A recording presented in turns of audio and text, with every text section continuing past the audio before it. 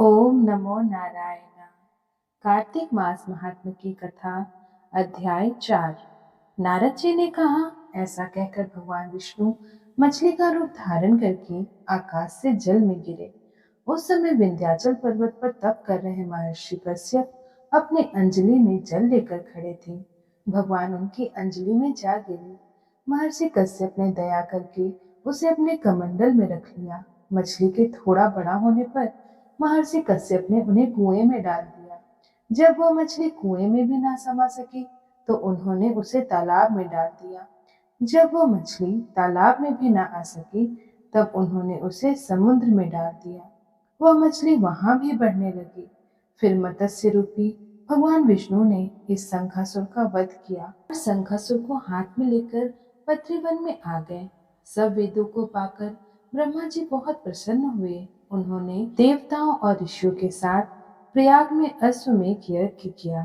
यज्ञ समाप्त होने पर सब देवताओं ने भगवान से निवेदन किया, देवाधिदेव जगन्नाथ, इस स्थान पर ब्रह्मा जी ने खोए हुए वेदों को पुनः प्राप्त किया है और हमने भी यहाँ आपके प्रसाद से यज्ञ भाग पाए हैं। अतः यह स्थान पृथ्वी पर सबसे श्रेष्ठ पुण्य की वृद्धि करने वाला एवं भोग तथा मोक्ष प्रदान करने वाला हो। साथ ही यह समय भी महापुण्यमय और ब्रह्मघाती आदि महापापियों की भी शुद्धि करने वाला हो तथा तय स्थान यहाँ दिए हुए दान को अक्षय बना देने वाला भी हो, यह वर दीजिए।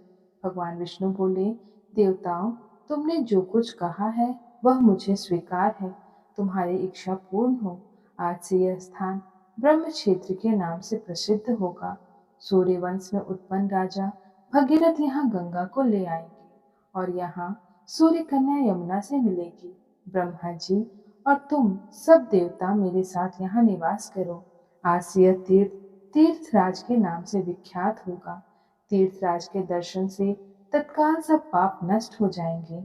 जब सूर्य मकर राशि में स्थित होंगे उस समय यहाँ स्नान करने वाले मनुष्य के सभी पापों का यह तीर्थ नाश करेगा। यह काल भी मनुष्यों के लिए सदा महान पुण्य फल देने वाला होगा। माघ में सूर्य के मकर राशि में स्थित होने पर यहाँ स्नान करने से सालोक के आदि फल प्राप्त होंगे। देवाधिदेव भगवान विष्णु देवताओं से ऐसा कहकर ब्रह्मा जी के साथ वहीं अंतर्ध्यान हो गए। तत्पश्चात इंद्र आदि देवता भी अपने अंश से प्रयाग में रहते हुए वहां से अंतर्ध्यान हो गए। जो मनुष्य कार्तिक में तुलसी जी के जड़ के समेत श्रीहरि का पूजन करता है वह इस लोक में संपूर्ण भोगों का उपभोग करके अंत में वैकुंठ धाम को जाता है। ओम नमो भगवते वासुदेवाय। कार्तिक मास महात्म्य कथा। अध्याय 5। प्रभु, मुझे सहारा है तेरा, जग के पालनहार। कार्तिक मास महात्म्य की कथा करूं विस्तार। राजा पृथु बोले, हे नारद जी, आपने कार्तिक मास में स्नान का फल कहा। अब अन्य मासों में विधि पूर्वक स्नान करने की विधि, नियम और उद्यापन की विधि भी बतलाइए। देवर्षि नारद ने कहा, हे राजन, आप भगवान विष्णु के अंश से उत्पन्न हुए हैं, अतः यह बात आपको ज्ञात ही है। फिर भी आपको यथाचित विधान बतलाता हूँ। अश्विन माह में शुक्ल पक्ष की एकादशी से कार्तिक के व्रत करने चाहिए। ब्रह्म मुहूर्त में उठकर जल का पात्र लेकर गांव से बाहर पूर्व अथवा उत्तर दिशा में जाना चाहिए। उसके बाद जो मनुष्य मुख शुद्धि नहीं करता उसे किसी भी मंत्र का फल प्राप्त नहीं होता। अतः दांत और जीभ को पूर्ण रूप से शुद्ध करना चाहिए और निम्नलिखित मंत्र का उच्चारण करते हुए दातुन तोड़नी चाहिए।